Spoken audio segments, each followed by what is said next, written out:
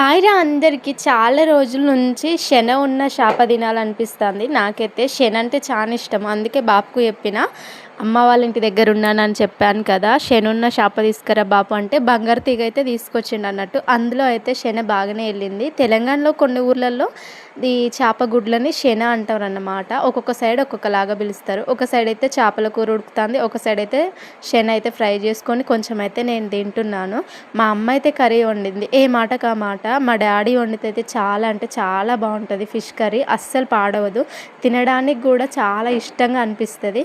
ఈరోజు కొంచెం నాకు నార్మల్గానే అనిపించింది, ఎందుకంటే శన ఎక్కువగా తినేసాను. అందుకే అన్నం ఎక్కువగా తినాలనిపించట్లేదు.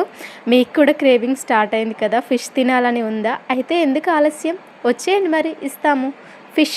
అయినా మా ఫిష్ మీరేం తింటారులేండి, మీరే వండుకొని తినేసేయండి. ఇక ఇదన్నమాట ఈరోజు వీడియో.